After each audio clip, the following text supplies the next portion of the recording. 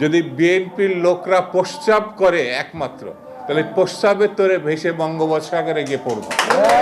বলি, শামসুজ্জামান দুদু তার পেশাবের চাপ বেড়েছে, এটা কি ডায়াবেটিস জনিত নাকি অন্য কোনো কারণে, সেটা আমাদের জানা না থাকলেও এই যে আগামী দিনের রাজনীতিতে পেশাবের যে একটি প্রভাব থাকবে এতে কোনো সন্দেহ নেই। সুতরাং আমরা ধরে নিতে পারি আগামীর দিনের রাজনীতি হবে প্রস্রাবময়, অর্থাৎ আগামীর রাজনীতি প্রস্রাবের প্রভাবাধীন রাজনীতি হবে।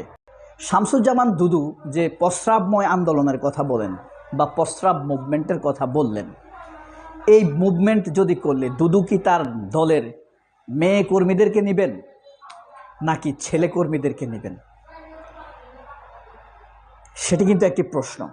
এখন প্রস্রাব আন্দোলন করলে কোন ধরনের প্রস্রাবের দরকার হবে, কাদের প্রস্রাবের পরিমাণ বেশি, এটা শামসুজ্জামান দুদু বিশেষজ্ঞ, সে নিশ্চয়ই একজন প্রস্রাব বিশেষজ্ঞ হিসাবে বিবেচিত হতে পারে। বাংলাদেশের রাজনীতিতে আপনি যদি কোনো প্রস্রাব বিশেষজ্ঞ দেখে থাকেন তাহলে আপনার শামসুজ্জামান দুদুকেই এই হিসাবে সিলেক্ট করতে হবে। বাংলাদেশের প্রথম প্রস্রাব বিশেষজ্ঞ হিসাবে আমি এই শামসুজ্জামান দুদুকে অবশ্যই স্যালুট জানাই। এখন কথা হলো, শামসুজ্জামান দুদু কোথায় এই ইশারা পেয়েছেন যে বাংলাদেশের প্রস্রাব মুভমেন্ট করতে হবে?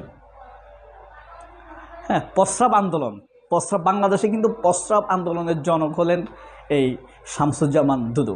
তো দুদু এই প্রস্রাব আন্দোলনের জনক হিসাবে ইতিহাসে তিনি স্মরণ হয়ে থাকেন। কারণ দুদু কার ইশারা পেয়েছেন এটি একটি প্রশ্ন। আপনারা কি বলতে পারবেন দুদু কার ইশারা এই প্রস্রাব আন্দোলন চালু করার কথা বলছে?